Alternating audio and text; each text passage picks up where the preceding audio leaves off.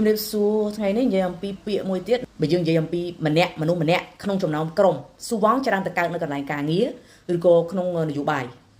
បានន័យថាបកទី politic គណៈបកណាមួយណាគណៈបកនយោបាយណាមួយដែលមិនចូលចិត្តមានរឿងហេតុអីណាមួយដែលគេមិនពេញចិត្តគណៈបកផ្សេងទៀតទម្លាក់កំហុសទៅលើគណៈបកហ្នឹងឬក៏មនុស្សយើងក្នុងចំណោមកន្លែងធ្វើការយើងមិនពេញចិត្តម្នាក់ហ្នឹងការងារអីមួយមកគឺមកពីម្នាក់ហ្នឹងការងារអីមួយមកគឺមកពីម្នាក់ហ្នឹងឬក៏នៅក្នុងមជ្ឈដ្ឋានសាលារៀនដូចគ្នាជាមនុស្សម្នាក់ដែលគេមិនចូលចិត្តហើយគេចូលចិត្តទម្លាក់កំហុសទៅឲ្យនិយាយឲ្យចំគឺមនុស្សម្នាក់ដែលសម្រាប់ទទួលកំហុសរបស់គេមិនយើងមិនធ្វើខុសទេក៏គេទម្លាក់កំហុសឲ្យយើងដែរអ្នកដែលចាំទទួលអំពើបាបចាំរងកំហុសរបស់គេទទួលចំនួនគេណារបៀបដូចបើយើងនិយាយភាសាខ្មែរថាអាស្វាណាវាស៊ីបាយហើយវាយកទៅរៀបមាត់ពពែហ្នឹង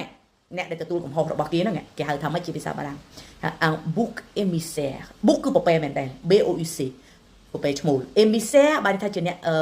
émissaire émission នឹងឯងគឺជាអ្នកដែលផ្សព្វផ្សាយដល់ទៅក្នុង bouc émissaire បានថាជាអ្នកដែលទទួលកំហុសបន្តពី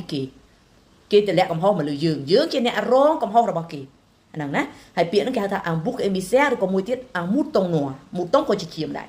mouton noir បានថាជាមពណ៌ខ្មៅអញ្ចឹងគឺជាអ្នកដែលទទួលរងអំពើពីគេនិយាយអីមកអាគេធ្វើខុសក៏ខ្ញុំឬបើសិនជាខ្ញុំជា bouc émissaire គឺអញ្ចឹងឯងគេធ្វើអីមកខុសក៏មកពីអាវងនឹងឯងធ្វើអីរឿងកើតអីមួយខុសមកគឺគេ jeter la faute មកខ្ញុំយ៉ាងណានឹងគេ bouc émissaire